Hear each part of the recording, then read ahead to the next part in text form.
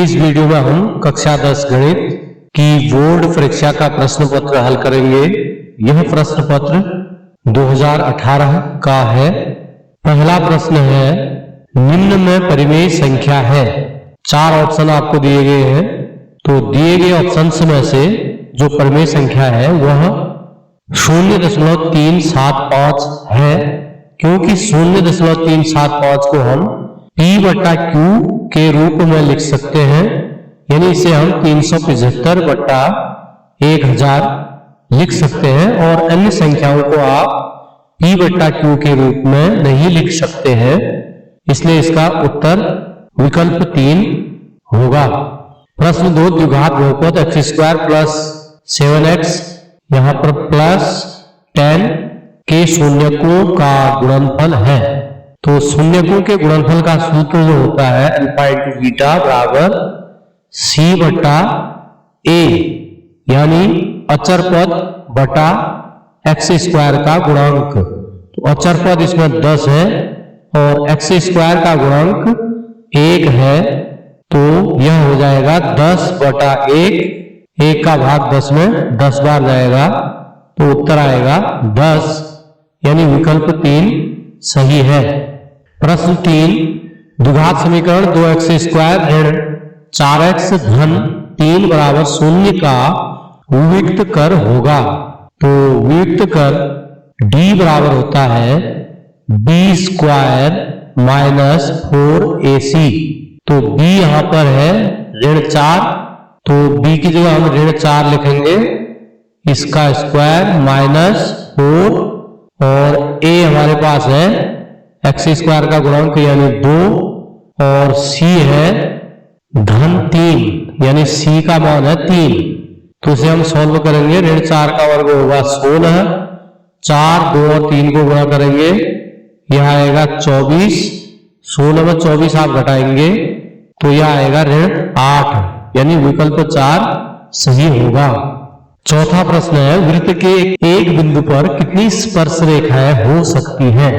तो हम जानते हैं कि वृत्त के किसी बिंदु पर केवल और केवल एक स्पर्श रेखा खींची जा सकती है, तो विकल्प 1 सही है। प्रश्न 5, असंभव घटना की प्रायिकता होती है। तो असंभव घटना की प्रायिकता 0 होती है।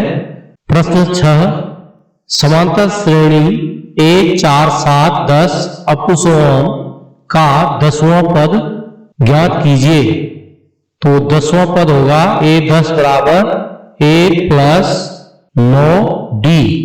तो A का मान है पहला पद 1 + 9, और D का मान 4 में से 3 कम कर लेंगे तो D इसका आ रहा है 3।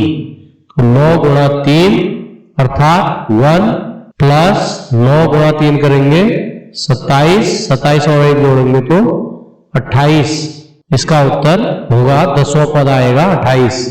7वां प्रश्न है, यदि sin A बराबर 3/5 तो cos A का मान ज्ञात कीजिए। इस प्रश्न को आप सूत्र के द्वारा भी हल कर सकते हैं और समकोण त्रिभुज के द्वारा भी इसे हम हल कर सकते हैं। तो यदि हम समकोण त्रिभुज के अनुसार देखें, sin बराबर होता है लंब बटा कर्ण।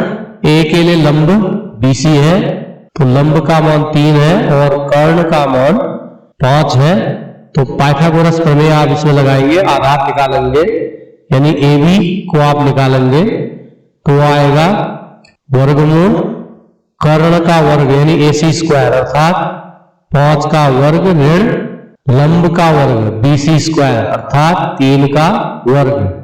इसे आप हल करेंगे तो यह आएगा वर्गमूल 25 ऋण 9 अर्थात 16, और 16 का वर्गमूल आएगा 4। तो AB का मान आ जाएगा 4। तो आधार आपको प्राप्त हो गया है 4, कर्ण है 5। आपने ज्ञात करना है cos A। तो cos बराबर होता है आधार बटा कर्ण। तो आधार AB है अर्थात 4 और कर्ण है 5, 4/5 cos A का मान होगा। 8वां प्रश्न है, D समांतर BC दिया है और AD/DB 2/3 है, EC का मान 6 है। आपने AE का मान ज्ञात करना है। तो बगल में आपको एक चित्र दिया गया है, इसमें A डी आपको 2 दिया गया है और PD 3 है, ई से लेकर सी तक 6 है और आपने AE ज्ञात करना है। तो इसमें आप थेल्स थ्योरम लगा लेंगे। तो थेल्स प्रमेय लगाने पर यह हो जाएगा AE बटा EC बराबर AD बटा DB। तो AE हमें ज्ञात करना है, इसको आप AE लिखेंगे EC की जगह पर, इसका मान है 6 और AD आपको दिया गया है 2, BD आपको दिया गया है 3। तो यहां से AE बराबर आ जाएगा 6 और 2 गुणा हो जाएंगे, 2 गुणा 6 बटा 3, 3 से 6 कट गया, 2 बार 2 गुणा 2 4। तो AE का मान आ जाएगा 4। यही इस प्रश्न का आंसर होगा। प्रश्न 9, ऊंचाई 7 सेमी और आधार व्यास 10 सेमी वाले बेलन का आयतन ज्ञात कीजिए। तो आपको ऊंचाई बेलन की दी गई है 7 सेंटीमीटर और इसका व्यास यानी डायमीटर दिया गया है 10। तो त्रिज्या आ जाएगी व्यास बटा 2 यानी 10 बटा 2 जो कि 5 सेमी प्राप्त होगा। अब आप सूत्र लगा देंगे, बेलन का आयतन बराबर होता है पाई आर स्क्वायर एच। तो पाई का मान लिखेंगे 22 बटा 7, आर आपको मालूम है 5, तो 5 का स्क्वायर है तो इसे आप 5 गुणा 5 लिखेंगे और एच की जगह पर आप 7 लिखेंगे, 7 और 7 कट जाएंगे, 22 गुणा 5 करेंगे, 22 पंचे 110 और 110 से 5 को गुणा करेंगे तो यह प्राप्त होगा 550 और सेमी क्यूब आंसर। प्रश्न 10, निम्न सारणी में x का मान ज्ञात कीजिए। आपको दिया गया है पद, बारंबारता और संचयी बारंबारता। तो आप जानते होंगे बारंबारता यहाँ 6 है, संचयी बारंबारता भी 6 है। फिर अगली बारंबारता 20 है तो संचयी बारंबारता 20 और 6 को जोड़ के प्राप्त होगी 26। ऐसी अगली जो संचयी बारंबारता प्राप्त होगी 24 और 26 को जोड़ के प्राप्त होगी 50। अगली बारंबारता आएगी 28 प्लस 50 यानी x का मान आएगा 28 प्लस 50। 50 और 28 को आप जोड़ोगे तो यह आएगा 78। यही प्रश्न का उत्तर होगा। प्रश्न 11, अनुपातों A1 बटा A2, B1 बटा B2 और C1 बटा C2 की तुलना कर ज्ञात कीजिए कि निम्न रैखिक समीकरण युग्म द्वारा निरूपित रेखाएं एक बिंदु पर प्रतिच्छेदित करती हैं, समांतर हैं अथवा समपाती हैं। आपको 2 रैखिक समीकरण यहाँ पर दिए गए हैं। हम जानते हैं कि जो रैखिक समीकरण है उसमें x के गुणांक को a कहते हैं, y के गुणांक को b कहते हैं और अचर पद को c कहते हैं। हम A1 बटा A2 ज्ञात करें तो यह होगा समीकरण 1 में x का गुणांक 1 और समीकरण 2 में x का गुणांक 2। इसी प्रकार B1 बटा B2 के लिए समीकरण 1 में y का गुणांक 2 और समीकरण 2 में y का गुणांक 4। 2 बटा 4 को हम सरल करेंगे तो यह आएगा 1 बटा 2। C1 बटा C2 बराबर होगा अचर पद पहले समीकरण का ऋण 4 बटा अचर पद दूसरे समीकरण का ऋण 12। ऋण से ऋण कैंसिल, 4 से 12 3 बार कैंसिल, तो C1 बटा C2 का मान 1 बटा 3 है। A1 बटा A2 और B1 बटा B2 आपस में बराबर हैं, लेकिन C1 बटा C2 इनके बराबर नहीं है। तो आपको एक कंडीशन याद होगी, जब A1 बटा A2 बराबर होता है B1 बटा B2 लेकिन बराबर नहीं होता है C1 बटा C2, तो उस समय समीकरण युग्म के ग्राफ परस्पर समांतर होते हैं, यानी उनका कोई हल नहीं होता है। तो इसका उत्तर आएगा समीकरण युग्म के ग्राफ परस्पर समांतर होंगे। प्रश्न 12, यदि cos थीटा बराबर 12 बटा 13 है तो cot theta plus cosec theta का मान ज्ञात कीजिए। तो इसे हम 2 विधियों से हल कर सकते हैं, एक सूत्र विधि द्वारा और दूसरा समकोण त्रिभुज के द्वारा भी हम इसे हल कर सकते हैं। तो आपको cos थीटा का मान 12 बटा 13 दिया गया है। cos बराबर होता है आधार बटा कर्ण, तो आधार 12 होगा, कर्ण 13 होगा। तो हम पहले इसका लंब ज्ञात कर लेंगे। लंब बराबर होता है वर्गमूल कर्ण का वर्ग ऋण आधार का वर्ग, तो लंबा आ जाएगा 13 का वर्ग यानी 169 माइनस 12 का वर्ग यानी 144। 169 में से हम 144 कम करेंगे तो आएगा 25 और 25 का जो वर्गमूल होगा उसका मान 5 होगा, तो इसका लंबा आया 5। हमें ज्ञात करना है cot theta plus cosec theta का मान। तो कोट बराबर होता है आधार बटा लंब। आधार हमारे पास है 12 और लंब है 5, तो यह होगा 12 बटा 5 प्लस कोशक। कोशक बराबर होता है कर्ण बटा लंब यानी 13 बटा 5। 12 और 13 को जोड़ेंगे आएगा 25 और इनका एलसीएम 5। 5 का भाग 25 में जाएगा 5 बार, तो यही इसका उत्तर होगा। प्रश्न 13 है, y अक्ष पर वह बिंदु ज्ञात कीजिए जो बिंदु 6, 5 और ऋण 4, 3 से समदूरस्थ हो। तो इसके लिए आपको दिया गया है y अक्ष पर एक बिंदु है, मान लिया हुआ बिंदु है P और इसके निर्देशांक हम मान लेंगे 0 और y, क्योंकि जो y अक्ष पर बिंदु होता है उसका x निर्देशांक 0 होता है, तो पहला निर्देशांक आप 0 ले लेंगे, दूसरे को y मान लेंगे। तो प्रश्न के अनुसार आपको दिया गया है इस बिंदु से 6, 5 और ऋण 4, 3 वाले दो बिंदु समदूरस्थ हैं, अर्थात P से लेकर A तक की दूरी और P से लेकर B तक की दूरी आपस में बराबर है।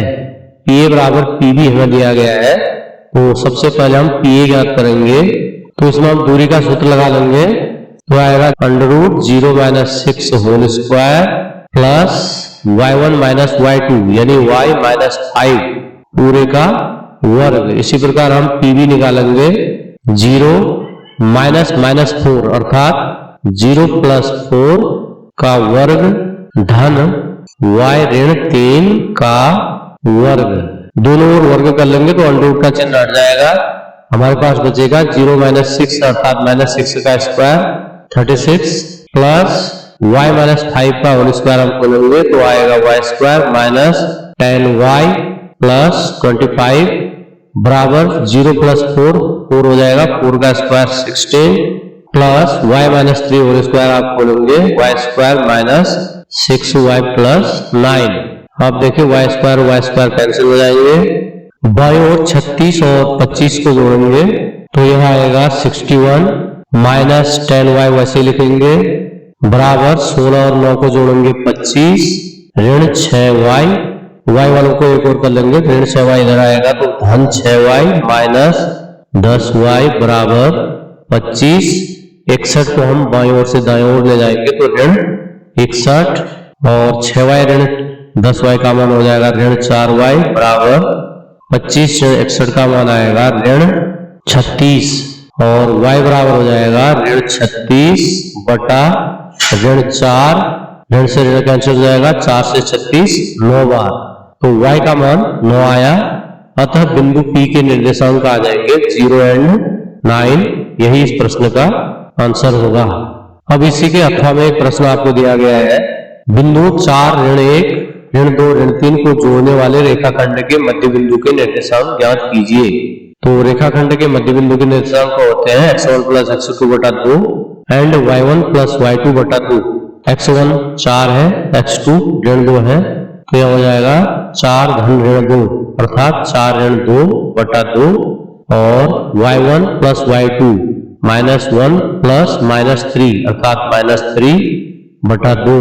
तो 4 ऋण 2 का मान होगा 2 बटा 2, ऋण 1 ऋण 3 हो जाएगा ऋण 4 बटा 2, 2 का भाग 2 में एक बार, 2 का भाग ऋण 4 में ऋण 2 बार। यही इसका आंसर होगा।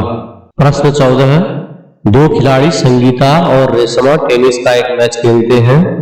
यह ज्ञात है कि संगीता द्वारा मैच जीतने की प्रायिकता 0.62 है, रेशमा के जीतने की प्रायिकता क्या है? तो प्रायिकता का कुल योग 1 होता है, तो रेशमा के द्वारा मैच जीतने की प्रायिकता आ जाएगी 1 ऋण संगीता के द्वारा मैच जीतने की प्रायिकता यानी 0.62। तो 1 में से आप 0.62 को कम करेंगे, 1.00 में से 0.62 को आप घटा लेंगे तो यह आ जाएगा 0.38। इसी के अथवा में प्रश्न है, एक थैले में 3 लाल और 5 काली गेंदें हैं, इस थैले में से एक गेंद या दृश्या निकाली जाती है। इसकी प्रायिकता क्या है कि गेंद लाल हो। तो प्रायिकता बराबर होता है अनुकूल परिणामों की संख्या बटा कुल संभव परिणामों की संख्या। लाल गेंद के लिए अनुकूल परिणामों की संख्या है 3 और कुल परिणामों की संख्या के लिए आप 3 और 5 को जोड़ लेंगे। 3 धन 5 8, तो आंसर आएगा 3/5। 15वां प्रश्न है 5 सेमी त्रिज्या का एक वृत्त खींचिए। केंद्र से 8 सेमी दूरी पर एक बिंदु से वृत्त पर स्पर्श रेखा युग्म की रचना कीजिए। तो इसके लिए हम सबसे पहले 5 सेमी त्रिज्या का ओ केंद्र वाला एक वृत्त खींचेंगे। यह वृत्त खींचा गया है। अब इसके केंद्र ओर से 8 सेमी का एक आप रेखाखंड खींचेंगे, यानी O से 8 सेंटीमीटर की दूरी पर आपने एक बिंदु P लेना है और OP को मिला लेना है। अब आप OP का लंबार्धक खींचेंगे जो कि OP को O' पर काटता है। O' या O' P त्रिज्या का एक वृत्त खींचेंगे। यह वृत्त 5 सेमी त्रिज्या खंड वाले वृत्तों को जिन बिंदुओं पर प्रतिच्छेदित करता है, मान लिया वो बिंदु A और B है, आप P से A को मिलाते हुए एक रेखा खींचेंगे। यह एक स्पर्श रेखा PA होगी। इसी प्रकार आप P से B को मिलाते हुए एक दूसरी स्पर्श रेखा खींचेंगे। तो इस प्रकार बाह्य बिंदु P से PA और PB दो अभीष्ट स्पर्श रेखाएं 5 सेमी त्रिज्या वाले वृत्त पर होंगी। अब प्रश्न संख्या 16 से 25 तक 3 अंक के प्रश्न होंगे। 16वां प्रश्न है यूक्लिड विभाजन एल्गोरिथ्म का प्रयोग करके 4830 और 759 का HCF ज्ञात कीजिए। तो यूक्लिड विभाजन एल्गोरिथ्म का प्रयोग करने के लिए आप 759 का भाग 4830 में देंगे, जो कि 6 बार जाएगा और शेषफल बचेगा 276। अब 276 का भाग 759 में दिया जाएगा, जो कि 2 बार जाएगा और शेषफल बचेगा 207। फिर आप 207 का भाग 276 में देंगे, जो कि 1 बार जाएगा, शेष बचेगा 69। उसके बाद 69 का भाग हम 207 में देंगे, जो कि 3 बार जाएगा और शेष बचेगा 0। तो जब शेष 0 बच जाता है, जिसका भाग देने पर शेष 0 बचता है, वही संख्या HCF होती है।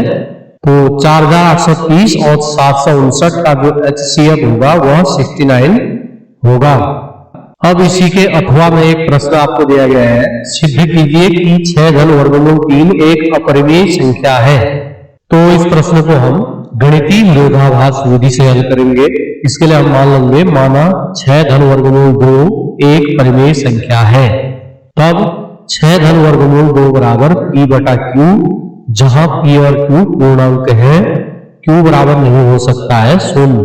तो आप जानते हैं कि जो परिमेय संख्या होती है उसे P बटा Q के रूप में लिखा जाता है। अब यहाँ पर हम क्या करेंगे, 6 को बाईं ओर से दाईं ओर ले जाएंगे, तो यह हो जाएगा वर्गमूल 2 बराबर P बटा Q। 6 बाईं ओर से दाईं ओर आने पर 6 हो जाएगा। यदि हम इस समीकरण को गौर से देखें तो इसका जो बायां पक्षी है वर्गमूल 2, यह एक अपरिमेय संख्या है, जबकि दाईं ओर P बटा Q ऋण 6 एक परिमेय है। तो हम लिखेंगे P बटा Q ऋण 6 एक परिमेय संख्या है, जबकि वर्गमूल 2 एक अपरिमेय संख्या है। अब यहाँ पर क्या हो रहा है, अपरिमेय संख्या बराबर परिमेय संख्या, तो परिमेय संख्या और अपरिमेय संख्याएं बराबर नहीं हो सकती हैं। अब ऐसा क्यों हुआ? यह विरोधाभास हमारी त्रुटिपूर्ण कल्पना के कारण है। अतः 6 धन वर्गमूल 2 एक परिमेय संख्या है। 17वां प्रश्न है ऐसी दो संख्याएं ज्ञात कीजिए जिनका योग 27 और गुणनफल 182 हो। तो मानेंगे माना एक संख्या x है, तब दूसरी संख्या बराबर हो जाएगी 27 ऋण x, क्योंकि संख्याओं का योग 27 है। प्रश्न के अनुसार संख्याओं का गुणनफल 182 है। संख्या हमारी क्या क्या है, x और 27 ऋण x। तो इनका जो गुणनफल है वह बराबर हम लेंगे 182। x से अंदर गुणा करेंगे, x से 27 को गुणा करने पर 27x, x से ऋण x को गुणा करने पर हो जाएगा ऋण x स्क्वायर, यह बराबर हो जाएगा 182। अब आप 27 ऋण x स्क्वायर को दाईं ओर ले जाएंगे तो ऋण एक्स स्क्वायर बन जाएगा धन एक्स स्क्वायर और धन 27x हो जाएगा ऋण 27x प्लस 182 बराबर बचेगा 0। अब हमें 182 के ऐसे गुणनखंड करने हैं जिनका योग 27 हो। तो ऐसी संख्याएं होती है 13 और 14। तो हम 27 की जगह लिखेंगे 13 धन 14। उसके बाद आप ऋण x से 13 धन 14 को गुणा करेंगे तो यहाँ पर हो जाएगा ऋण 13x ऋण 14x और एक्स स्क्वायर प्लस 182 को आप ऐसे ही लिखेंगे। अब इन दोनों पदों में हम x कॉमन लेंगे तो बनेगा x ऋण 13 ऋण लास्ट दो पदों में हम 14 कॉमन लेंगे तो यह होगा x ऋण 13। फिर x ऋण 13 को कॉमन ले लेंगे बचेगा x ऋण 14 बराबर 0। जब x ऋण 13 का मान 0 रखेंगे तो x बराबर 13 मिलेगा, यानी एक संख्या 13 हो जाएगी और दूसरी संख्या आ जाएगी 27 ऋण x यानी 27 ऋण 13 अर्थात 14। यह उत्तर हो गया। जब x ऋण 14 बराबर 0 ले लें तो यहाँ से x बराबर 14 मिलेगा, यानी पहली संख्या जो हमने x मानी थी वह 14 आ जाएगी और जो दूसरी संख्या 27 ऋण x थी वह 27 ऋण 14 यानी 13 हो जाएगी। इस प्रकार जो संख्याएं हैं वह 13 और 14 या 14 और 13 होंगी। प्रश्न 18 समीकरणों x बटा 7 धन y बटा 3 बराबर 5 और x बटा 2 ऋण y बटा 9 बराबर 6 को हल कीजिए। पहली समीकरण के हरों में 7 और 3 है तो हम 7 और 3 का लॉसा ले लेंगे जो कि 21 होगा। तो 21 से आप इस समीकरण को गुणा करेंगे तो 21 गुणा x बटा 7 धन 21 गुणा y बटा 3 बराबर 21 गुणा 5। 7 से 21 कटेगा 3 बार और यहाँ 3 से 21 कटेगा 7 बार तो बच जाएगा 3x धन 7y बराबर 21 गुणा 5 का मान 105। तो इसे हम समीकरण 1 कह लेंगे। और जो दूसरी समीकरण हमें दे रखी है उसमें देखिए 2 और 9 का हम लॉसा लेंगे जो कि 18 होगा। तो इस समीकरण को हम 18 से गुणा करेंगे तो 18 गुणा x बटा 2 ऋण 18 गुणा y बटा 9 बराबर 18 गुणा 6।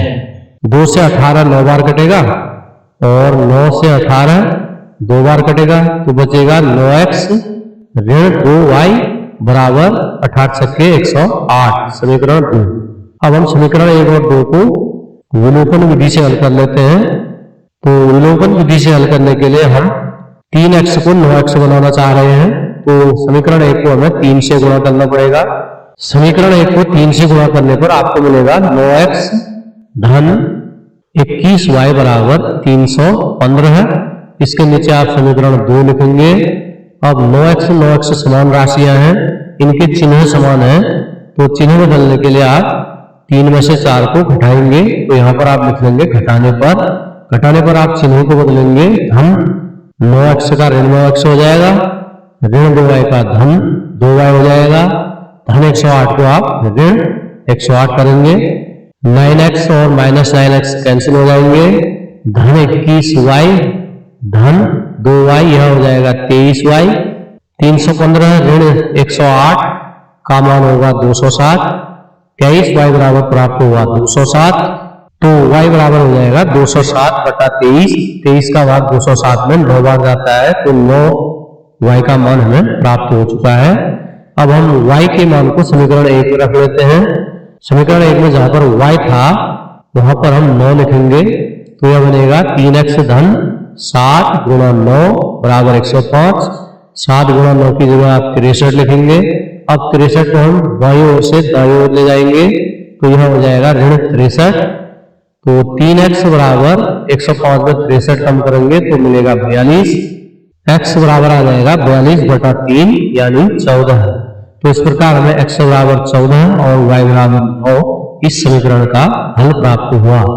प्रश्न 19 उस समांतर श्रेणी AP के प्रथम 22 पदों का योग ज्ञात कीजिए जिसमें d बराबर 7 और 22वां पद 149 है। तो हमें दिया गया है सार्वंतर d बराबर 7 और 22वां पद 149। तो an बराबर होता है a plus n minus 1 into D. तो n की जगह यदि हम 22 लिखेंगे तो a प्लस 22 ऋण 1 यानी 21d बराबर आ जाएगा 149, अर्थात a 22 का मान होगा a धन 21d। अब आप क्या करेंगे, यहाँ पर d की जगह पर 7 लिखेंगे तो 21 गुणा 7 का मान 147, 147 को हम बाईं ओर से दाईं ओर ले जाएंगे तो यहाँ माइनस हो जाएगा, 149 में से 147 कम करेंगे तो 2, तो a बराबर मिला हमें 2, d हमारे पास है 7। अब हमें निकालना है 22 पदों का योग, तो इसके अलावा योग का सूत्र Sn बराबर n/2 a प्लस l, यह सूत्र लगा लेंगे। n की जगह 22 लिखेंगे, a प्रथम पद 2 है, l यानी लास्ट पद अर्थात 22वां पद 149 है, इसे हम हल करेंगे तो यह 1661 प्राप्त होगा। यही प्रश्न का उत्तर होगा। 20वां प्रश्न है, सिद्ध कीजिए cos a बटा 1 प्लस साइन ए धन 1 प्लस साइन ए बटा cos a बराबर 2 sec a। तो हम बायां पक्ष ले लेंगे cos a बटा 1 प्लस साइन ए धन 1 प्लस साइन ए बटा cos a। अब आप इनका लॉस लेंगे, लॉस आएगा 1 plus sine A into cos a।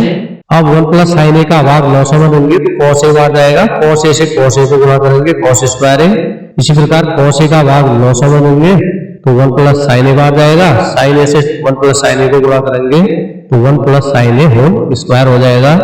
cos square a को ऐसे लिखेंगे, 1 plus sine a whole square को आप a plus B whole square सूत्र लगा के खोलेंगे तो ये आ जाएगा 1 का स्क्वायर 1 प्लस बी स्क्वायर यानी sign square A plus 2ab यानी 2 इंटू 1 इंटू साइन ए अर्थात 2 साइन ए बटा हर को हम ऐसे ही लिख लेंगे।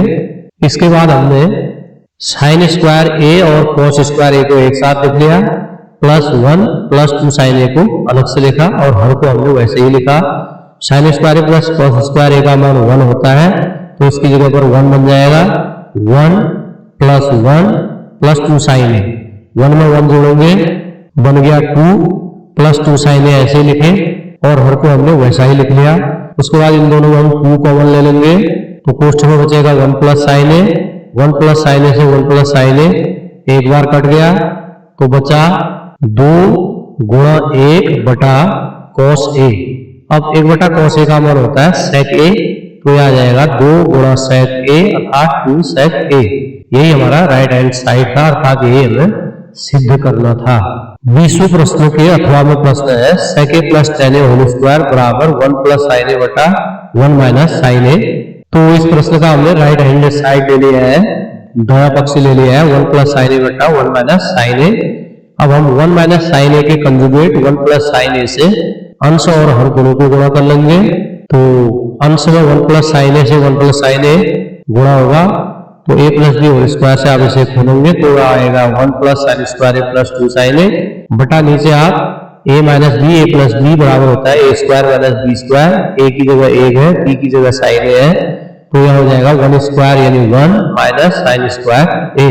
अब ऊपर की राशि को हम ऐसे ही लिख लेंगे और नीचे 1 माइनस साइन स्क्वायर a जो था उसका मान होता है cos square a, 1 minus sine square a की जगह आ गया है cos स्क्वायर a। अब आप cos स्क्वायर a ऊपर जो पद है उन सब का हर है तो उन सबको हम cos स्क्वायर a को देंगे तो आएगा 1 बटा cos स्क्वायर a धन 2 साइन a बटा cos स्क्वायर a धन साइन स्क्वायर a बटा cos स्क्वायर a। 1 बटा cos होता है sec तो 1 बटा cos स्क्वायर a हो जाएगा sec स्क्वायर a। अब यहाँ हमने 2 साइन a को ऐसे ही लिखा, cos स्क्वायर a को हमने लिख दिया cos a गुणा ऊपर आप यहाँ पर 1 समझ लीजिए 1 बटा cos a यानी cos स्क्वायर a हो जाएगा cos a गुणा cos a प्लस साइन बटा cos होता है tan तो साइन स्क्वायर बटा cos स्क्वायर हो जाएगा tan स्क्वायर a। अब पहला पद sec स्क्वायर है प्लस साइन बटा cos को हम लिखेंगे tan, 1 बटा cos को लिखेंगे sec plus tan square a।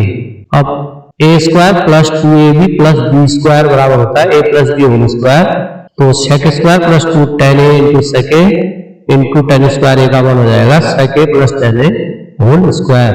यही हमारा लेफ्ट हैंड साइड था तो LHS बराबर RHS यही हमें सिद्ध करना था। 21वां प्रश्न है, उस बिंदु के निर्देशांक ज्ञात कीजिए जो 6 माइनस 9 और 4 6 को मिलाने वाले रेखाखंड को 3:4 में अंतः विभाजित करता है। तो हमें दो बिंदु दिए गए हैं, इन बिंदु को हम x1 y1 x2 y2 मान लेंगे और अनुपात आपको 3:4 दिया गया है, 3 m1 मान लेंगे, 4 को हम m2 मान लेंगे। तो अंतःविभाजक बिंदु के निर्देशांक का जो सूत्र होता है वह होता है m1 x2 plus m2 x1 बटा m1 प्लस m2 और दूसरा कोऑर्डिनेट होता है m1 y2 plus m2 y1 बटा m1 प्लस m2।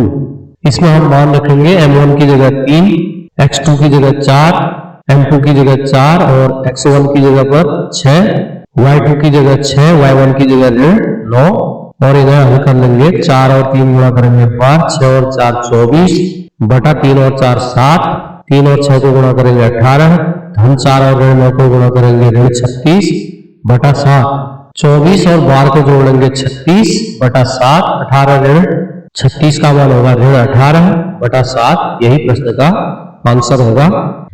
22वां प्रश्न है, यदि 1 1 7 ऋण 3 12 2 7 21 एक चतुर्भुज के शीर्षों के निर्देशांक हो तो सिद्ध कीजिए कि चतुर्भुज का क्षेत्रफल 132 वर्ग मात्रक होगा। तो इस चतुर्भुज का क्षेत्रफल ज्ञात करने के लिए हम निर्देशांक ज्यामिति की वैकल्पिक विधि का प्रयोग यहाँ पर कर रहे हैं। आप इसे चतुर्भुज को दो त्रिभुजों में बांटकर भी ज्ञात कर सकते हैं, वह विधि कुछ लंबी हो जाती है। तो इसके लिए आप लिख लेंगे एक्स वाई और जो पहला निर्देशांक हमें दिया था 1 1, दूसरा दिया था 7 ऋण 3, तीसरा दिया था 12 और 2, चौथा दिया था 7 और 21। पहले वाले निर्देशांक 1 और 1 को हम लास्ट में फिर लिख लेंगे। अब चतुर्भुज का क्षेत्रफल बराबर हो जाएगा 1/2। अब आप एक बार ऐसे गुणा करेंगे, 1 गुणा ऋण 3 आएगा ऋण 3, धन 7 और 2 को गुणा करेंगे 14, धन 12 और 21 को गुणा करेंगे 252, धन 7 और 1 को गुणा करेंगे 7। ऋण अब दूसरे कोष्ठक में हम ऐसे गुणा करेंगे और इन्हें जोड़ेंगे। 1 गुणा 21 21 आ गया, धन 7 गुणा 2 14, धन 12 गुणा ऋण 3 ऋण 36, धन 7 गुणा 1 7। 1/2 आप वैसे ही लिखेंगे। इस कोष्ठक की संख्याओं को आप सॉल्व करेंगे, हल करेंगे तो इसका मान आएगा 270। ऋण 21 धन 14 ऋण 36 धन 7 को आप हल करेंगे तो यह आएगा ऋण 6। 270 में 6 कम करेंगे आएगा 264। 2 का भाग 264 में गया 132 बार, तो चतुर्भुज का क्षेत्रफल आ गया 132 वर्ग मात्रक। यही हमें सिद्ध करना था। 23वां प्रश्न है, ABCD एक समलंब है जिसमें AB समांतर DC है तथा इसके विकर्ण परस्पर बिंदु O पर प्रतिच्छेदित करते हैं। सिद्ध कीजिए AO बटा BO बराबर CO बटा DO। आपको एक चित्र यहाँ पर दिया गया है। दिया है समलंब ABCD जिसमें AB समांतर DC और BD व AC O पर प्रतिच्छेदित करते हैं और सिद्ध करना है AO बटा BO बराबर CO बटा DO। सिद्ध करने के लिए यहाँ पर हम एक रचना कर लेंगे। OE समांतर AB हम खींच लेंगे। तो यहाँ पर AB समांतर DC हमें दिया गया था। रचना से हमने OE समांतर AB किया, तो इन दोनों के आधार पर हम निर्णय निकालेंगे OE और DC भी आपस में समांतर होंगे। अब हम आएंगे त्रिभुज ABC में। यहाँ पर हमें OE समांतर AB रचना की है, तो इसमें हम लगाएंगे थेल्स प्रमेय। तो थेल्स प्रमेय से हो जाएगा AO बटा CO बराबर B बटा C।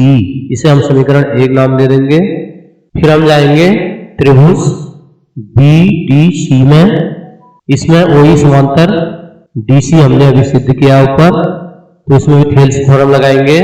तो यह मिलेगा BO बटा DO बराबर B बटा C। अब इसको हम समीकरण 2 नाम दे देंगे। 1 और 2 में देखिए B बटा C दोनों का दायां पक्ष है, तो इनके बाएं पक्ष भी आपस में बराबर हो जाएंगे। अर्थात आपको मिलेगा AO बटा CO बराबर BO बटा DO। अब CO को हम BO की जगह ले जाएंगे, BO को CO की जगह पर ले आएंगे, तो यह बन जाएगा AO बटा BO बराबर CO बटा DO। यही हमें सिद्ध करना था। 24वां प्रश्न है, एक दिए गए त्रिभुज ABC के समरूप एक त्रिभुज की रचना कीजिए जिसकी भुजाएं दिए गए त्रिभुज की संगत भुजाओं की 3/4 हो। तो इसके लिए आप कोई भी त्रिभुज बना लेंगे। ABC एक त्रिभुज बनाएंगे उसके बाद बी से आप न्यून कोण बनाते हुए किरण डालेंगे BX।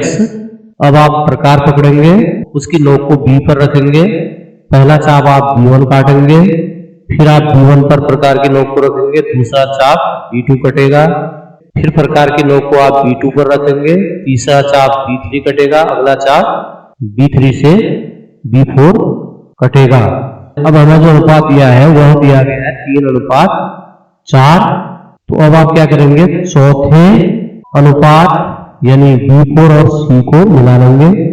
B4 C को मिलाने के बाद आपने अब B3 पर B4 C के समांतर एक लाइन डालनी है, तो इसलिए आप क्या करेंगे, B4 पर प्रकार की नोक रखेंगे और एक चाप काट लेंगे, फिर वही चाप आप B3 पर प्रकार की नोक को रख के वही चाप इधर काट लेंगे।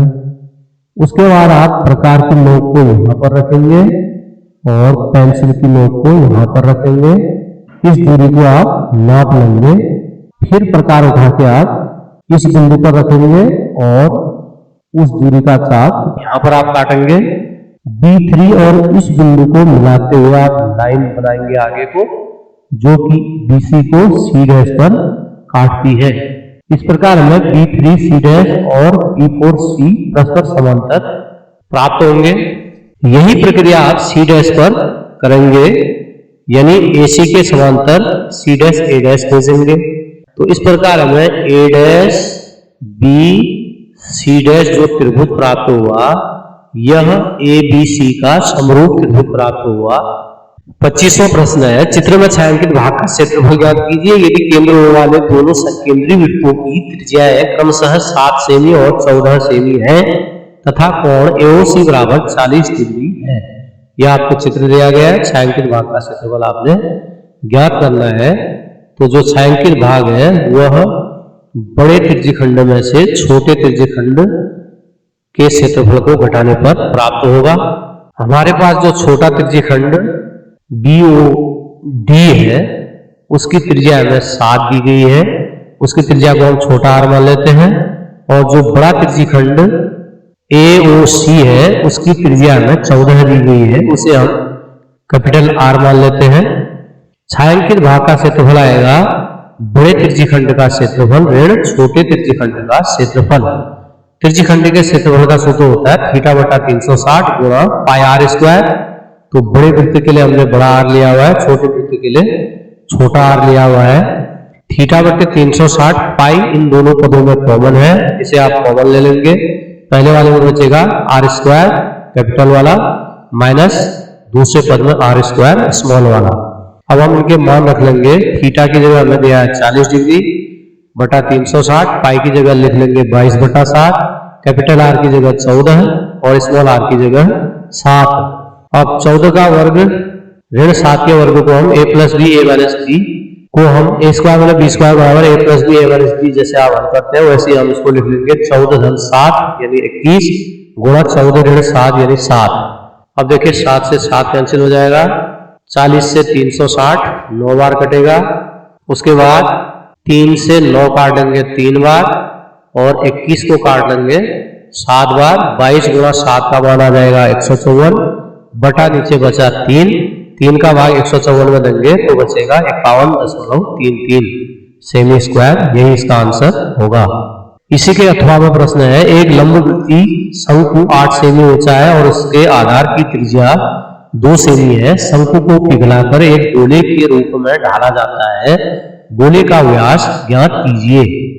तो हम मान लेते हैं, माना गोले की त्रिज्या r है, गोले का आयतन आ जाएगा 4/3 πr³। शंकु की त्रिज्या आपको दी है 2, ऊंचाई दी है 8, शंकु का आयतन आप ज्ञात कर लेंगे, सूत्र होता है 1/3 πr²h। तो यहाँ पर आप r की जगह 2 लिखेंगे, h की जगह 8 लिखेंगे। अब देखिए शंकु को पिघलाकर गोला बना हुआ है, तो इसका मतलब होगा कि जो गोले का आयतन है और शंकु का आयतन है आपस में क्या होंगे, वो बराबर होंगे। गोले का आयतन आप लिखेंगे 4/3 πr³, शंकु के आयतन की जगह आप लिखेंगे ये मान, और पाई से पाई कैंसिल हो जाएगा, नीचे 3 से 3 कैंसिल हो जाएगा और बचेगा, और 4 से 8 कैंसिल हो जाएगा 2 बार हमारे पास बचेगा आर क्यूब बराबर 2 गुणा 2 गुणा 2। तो आर बराबर आ जाएगा 2 गुणा 2 गुणा 2 का घनमूल। तो इसका घनमूल होता है, यानी 3 2 में से आप 1 2 को बाहर करेंगे तो इसका घनमूल आ जाएगा 2। तो गोले की त्रिज्या भी निकली, तो गोले का व्यास आ जाएगा 2 गुणा त्रिज्या यानी 2 गुणा 2 बराबर 4। 26वां प्रश्न है, 5 वर्ष बाद मोहन की आयु उसके पुत्र की आयु से 3 गुनी हो जाएगी। 5 वर्ष पूर्व मोहन की आयु उसके पुत्र की आयु की 7 गुनी थी। उनकी वर्तमान आयु ज्ञात कीजिए। तो मोहन की आयु को हम x और पुत्र की आयु को y मान लेंगे। पहली शर्त है 5 वर्ष बाद। 5 वर्ष बाद मोहन हो जाएगा x धन 5 साल का, और उसका पुत्र जो y वर्ष का है अभी वह 5 साल बाद हो जाएगा y धन 5 का। तो प्रथम शर्तानुसार है मोहन की 5 वर्ष बाद की आयु पुत्र के 5 वर्ष बाद की आयु का 3 गुना है। तो इसको गुणा 3 कर लेंगे, 3 से अंदर गुणा करेंगे 3y धन 15। तो 3y को हम बाईं ओर ले जाएंगे तो x ऋण 3y बराबर धन 5 को आप बाईं ओर से दाईं ओर लाएंगे, 15 ऋण 5 यानी 10 हो जाएगा। यह हो गया समीकरण 1। दूसरी शर्त है 5 वर्ष पहले मोहन की आयु पुत्र की आयु की 7 गुनी थी। तो 5 वर्ष पहले मोहन की आयु अभी है x वर्ष, 5 वर्ष पहले हो जाएगी x ऋण 5, और पुत्र की आयु अभी y है तो 5 वर्ष पूर्व होगी y ऋण 5। इसको हम 7 से गुणा कर लेंगे, 7y ऋण 7 पंचे 35। अब हम 7y को बाईं ओर ले जाएंगे तो ऋण 7y हो जाएगा, ऋण 5 दाईं ओर आएगा तो धन 5 हो जाएगा, ऋण 35 धन 5 का मान ऋण 30 होगा। यह समीकरण 2 हो गया। इसके नीचे आपने समीकरण 1 को लिखा। घटाने पर इनके चिन्ह बदल लेंगे, धन x और ऋण x कैंसिल हो जाएंगे। ऋण 7y धन 3y का मान आएगा ऋण 4y, ऋण 30 ऋण 10 यह हो जाएगा ऋण 40। तो y बराबर आ जाएगा ऋण 40 बटा ऋण 4 यानी 10। y का मान समीकरण 1 में लिखेंगे, x ऋण 3y, y की जगह आप लिखोगे 10 बराबर है 10, 3 और 10 को गुणा करेंगे तो आ जाएगा 30। ऋण 30 को दाईं ओर ले जाएंगे तो धन 30 बन जाएगा। x बराबर 10 धन 30 यानी 40। तो मोहन की आयु हमने मानी थी x, वह आ गई 40 वर्ष। पुत्र की आयु हमने मानी थी y, वह आ गई 10 वर्ष। अब इसी के अथवा में एक प्रश्न दिया गया है, एक रेलगाड़ी एक समान चाल से 360 किमी की दूरी तय करती है। यदि वह चाल 10 किमी प्रति घंटा अधिक होती तो वह उसी यात्रा में 3 घंटा कम समय लेती। रेलगाड़ी की चाल ज्ञात कीजिए। तो हम मान लेंगे, माना रेल की चाल x किमी प्रति घंटा है, दूरी है 360, तो 360 दूरी तय करने में लगा समय आ जाएगा 360 बटा x, समय बराबर दूरी बटा चाल। अब यदि चाल 10 किमी प्रति घंटा अधिक होती तो उसकी चाल क्या हो जाती, x धन 10। अभी की चाल है x, 10 बढ़ जाती तो x धन 10। तो जो नया समय आएगा वह आएगा दूरी 360 ही है, चाल होगी x धन 10। पहला वाला समय 360 बटा x ऋण दूसरा वाला समय 360 बटा x धन 10 बराबर 3। 360 को कॉमन ले लेंगे, यहाँ पर बचेगा 1 से x धन 10 गुणा होगा तो x धन 10 ऋण यहाँ पर भी होगा 1 से x गुणा होगा तो x और माइनस x कैंसिल हो जाएंगे। यहाँ बचेगा 360 गुणा 10, x इंटू x धन 10 करेंगे तो x स्क्वायर प्लस 10x आएगा। इसको हम दाईं ओर भेजेंगे तो यहाँ यह 3 के साथ गुणा हो जाएगा। अब आप 3 से 360 को कैंसिल कर लेंगे 120 बार, तो 120 गुणा 10 करेंगे आएगा 1200। तो हमारे पास समीकरण मिल जाएगी x स्क्वायर धन 10x ऋण 1200 बराबर 0। अब हमें 1200 के ऐसे गुणनखंड करने हैं जिनका अंतर 10 हो, तो वो गुणनखंड होंगे 40 और 30। 40 में 30 घटाएंगे 10 मिलेगा, 40 और 30 को गुणा करेंगे 1200 मिलेगा। तो 10x की जगह हम ले लेंगे धन 40x ऋण 30x। पहले दो पदों में आप x कॉमन ले लेंगे तो बचेगा x धन 40, दूसरे दो पदों में आप ऋण 30 कॉमन ले लेंगे तो बचेगा x धन 40। अब दोनों में कॉमन आ गया x धन 40, बचा x ऋण 30। x ऋण 40 को शून्य करेंगे तो x बराबर ऋण 40 मिलेगा। अब रेल की चाल ऋणात्मक नहीं हो सकती है तो यह वाला उत्तर अमान्य होगा। फिर हम लेंगे x ऋण 30 बराबर शून्य, तो x बराबर मिलेगा 30, यानी रेलगाड़ी की चाल जो है वह आ गई 30 किमी प्रति घंटा। 27वां प्रश्न है 7 मीटर ऊंचे भवन के शिखर से एक टावर के शिखर का उन्नयन कोण 60 डिग्री है और इसके पाद का अवनमन कोण 45 डिग्री है। टावर की ऊंचाई ज्ञात कीजिए। तो हम एक चित्र बना लेंगे। AB भवन है और CD एक टावर है। भवन के छत से टावर के छत का उन्नयन कोण 60 डिग्री है और टावर के पाद का अवनमन कोण 45 डिग्री है। तो ये और ये एकांतर कोण होंगे। एकांतर कोण आपस में बराबर होते हैं, तो ये 45 है तो यह भी 45 डिग्री होगा। और यहां पर हमने नाम दे दिया E। भवन की ऊंचाई AB 7 है तो C भी आ जाएगी 7। टावर की ऊंचाई H हमें ज्ञात करनी है, इसको हमने मान लिया H। और जो B आएगा वह H ऋण 7 होगा। तो उसके बाद आएंगे समकोण त्रिभुज ABC में। ABC में आप ले लेंगे BC बटा AB, यानी आधार बटा लंब होता है cot और एंगल है यहाँ पर 45। cot 45 का मान होता है 1। BC हमने मान रखा है x, AB 7 है तो यहाँ पर x बराबर आ जाएगा 7 गुणा 1 यानी 7। इसे हमने समीकरण 1 नाम दे दिया। अब हम जाएंगे समकोण त्रिभुज AED में। यहां से हम ले लेंगे D बटा AE, यानी लंब बटा आधार होता है 10, एंगल है यहाँ पर 60। 10 60 का मान होता है वर्गमूल 3। D का मान है H ऋण 7। AE हमने AE BC के बराबर होगा, यानी x के बराबर होगा। और यहां से आप x को इधर भेजेंगे तो √3 के साथ गुणा हो जाएगा, बचेगा H ऋण 7 बराबर x √3। समीकरण 2। अब हमें समीकरण 1 में x का मान 7 प्राप्त हुआ है तो x की जगह आप 7 लिखेंगे। उसके बाद ऋण 7 को आप दाएं ओर भेजेंगे तो बचेगा h बराबर 7 वर्गमूल 3 धन 7। दोनों में 7 कॉमन ले लेंगे तो h बराबर आ जाएगा 7 वर्गमूल 3 धन 1। यही टावर की ऊंचाई होगी। अब इसी के अथवा में आपको प्रश्न दिया गया है, मीनार के आधार से और एक सरल रेखा में 100 मीटर तथा 150 मीटर की दूरी पर स्थित दो बिंदुओं से मीनार के शिखर के उन्नयन कोण पूरक कोण है। सिद्ध कीजिए कि मीनार की ऊंचाई 50 वर्गमूल 6 मीटर होगी। तो पहले हम एक चित्र बना लेंगे। मान लिया AB एक मीनार है, इसके आधार से 100 मीटर की दूरी पर बिंदु C है और 150 मीटर की दूरी पर बिंदु D है। C और D से जो कोण बन रहे हैं वो पूरक है, तो पूरक कोणों का योग 90 होता है। तो एक कोण को हम थीटा मानेंगे तो दूसरे को हम मान लेंगे 90 माइनस थीटा। एक बार हम जाएंगे समकोण त्रिभुज ABC में। यहां से हमें मिलेगा AB बटा BC बराबर tan थीटा। AB हमने मीनार की ऊंचाई h मान ली बटा BC है 100 tan थीटा, समीकरण 1।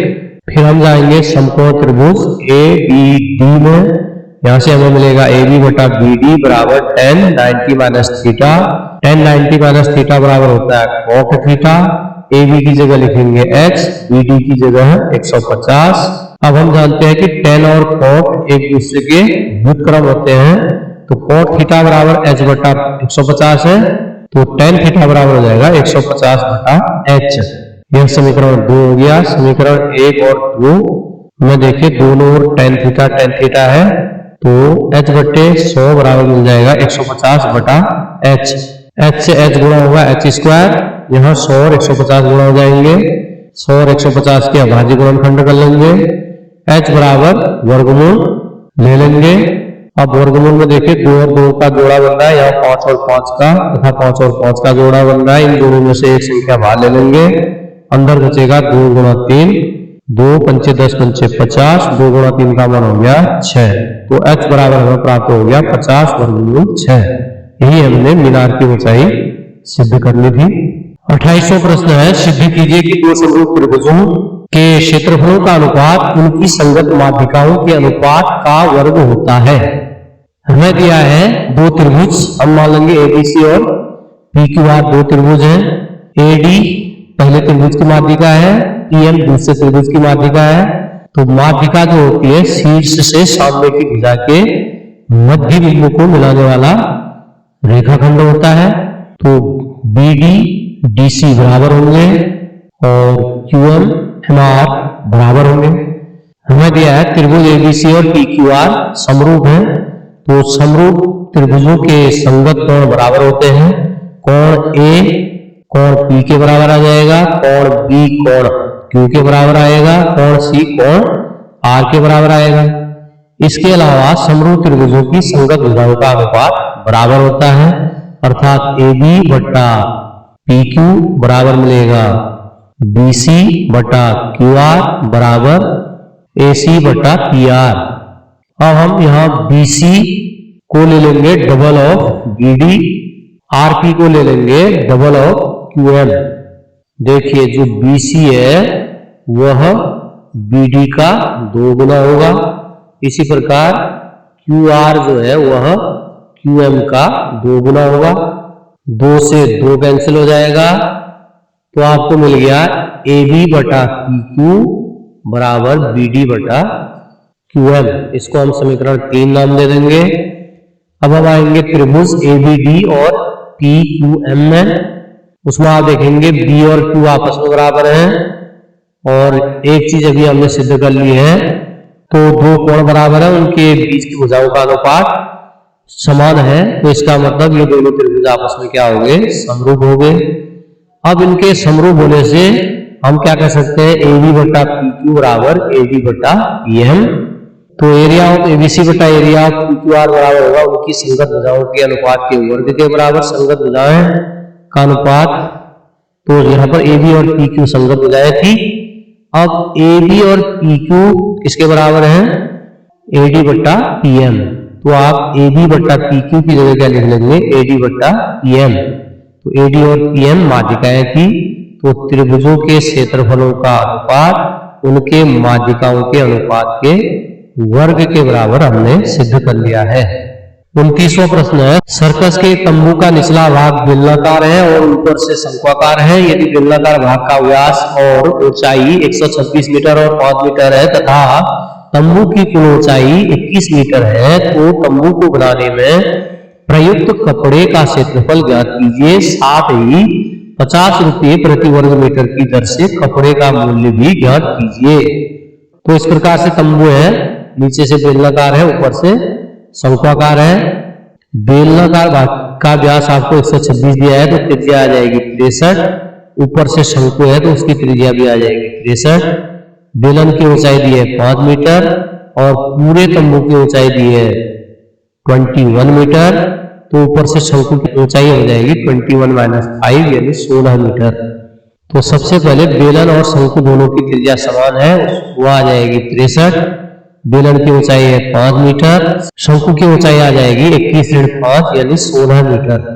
शंकु की तिर्यक ऊंचाई हम ज्ञात कर लेंगे, L बराबर √r² प्लस h²। r का मान है 63, शंकु की ऊंचाई है 16।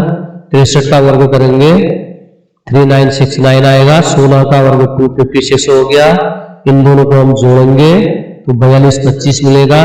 4225 का जो वर्गमूल है वह आ जाएगा 65। तो शंकु की तिर्यक ऊंचाई हमें प्राप्त हुई 65। अब आपसे पूछा गया है कि तंबू को बनाने में कितना कपड़ा लगा, तो जो कपड़ा लगेगा वह बेलन के वक्रपृष्ठ और शंकु के वक्रपृष्ठ पर लगेगा। तो प्रयुक्त कपड़े का क्षेत्रफल आ जाएगा बेलन का वक्रपृष्ठीय क्षेत्रफल प्लस शंकु का वक्रपृष्ठीय क्षेत्रफल। तो बेलन के वक्रपृष्ठ का सूत्र होता है 2πrh, शंकु का होता है πrn। इन दोनों में πr कॉमन आ जाएगा, अंदर बचेगा 2h प्लस n। मान रखेंगे पाई की जगह 22/7, r की जगह 63, h यानी बेलन की ऊंचाई 5, l यानी शंकु की तिर्यक ऊंचाई 65। इसको हम सॉल्व कर लेंगे तो यह आ जाएगा 14,850 वर्ग मीटर। फिर आपसे पूछा गया है कॉस्ट क्या बैठेगी, तो 1 मीटर स्क्वायर का खर्चा आपको दिया है 50 रुपया। टोटल जो कपड़ा है वह है 14,850, तो इसका खर्चा आ जाएगा 14,850 × 50 इसे आप गुणा कर लेंगे, आएगा 7,42,800 रुपये आंसर। अंतिम प्रश्न है, निम्नलिखित आंकड़ों का माध्यक ज्ञात कीजिए। यहाँ आपको वर्ग अंतराल दिया गया है और नीचे बारंबारताएं दी गई हैं। तो आप एक टेबल बनाएंगे, वर्ग अंतराल, बारंबारता, संचयी बारंबारता। वर्ग अंतराल और बारंबारता प्रश्न से उतारेंगे। उसके बाद संचयी बारंबारता के लिए पहली संचयी बारंबारता हम ऐसे लिखेंगे 4 का 4। दूसरी संचयी बारंबारता निकालने के लिए आप 12 और 4 को जोड़ेंगे 16। अगली के लिए आप 16 और 14 को जोड़ेंगे 30, 30 और 16 को जोड़ेंगे 46, 46 और 20 जोड़ेंगे 66, 66 और 16 को जोड़ेंगे 82, 82 और 10 को जोड़ेंगे 92, 92 में 8 जोड़ेंगे 100। और बारंबारताओं का योग जिसको हम कहते हैं n, यह भी आएगा 100। 100 का आधा हुआ 50, तो n/2 बराबर आ जाएगा 50। तो 50 जो है वह 66 संचयी बारंबारता के अंतर्गत होगा। तो यहाँ पर हमें माध्यक वर्ग प्राप्त होगा, वह होगा 60 से 70। तो माध्यक वर्ग आ जाएगा 60 से 70। तो स्मॉल l जो कि माध्यक वर्ग की निम्न सीमा होती है वह है 60। CF माध्यक वर्ग से ठीक पहले वर्ग की संचयी बारंबारता, तो ये माध्यक वर्ग है, इसके ठीक पहले की संचयी बारंबारता है 46। तो यह हो गया CF। F माध्यक वर्ग की बारंबारता जो कि है 20। H वर्गांतर 70 में 60 कम कर लेंगे 10। उसके बाद आप माध्यक का सूत्र लगा लेंगे, माध्यक बराबर L plus n/2 minus CF upon F into H। L की जगह लिखेंगे 60, n/2 है 50, CF का मान है 46, F का मान है 20 और गुणा H की जगह है 10। 50 में 46 घटाएंगे 4, 10 से 20 कट जाएगा 2 बार, 2 का भाग 4 में 2 बार, 60 घन 2 यानी 62 इसका आंसर होगा।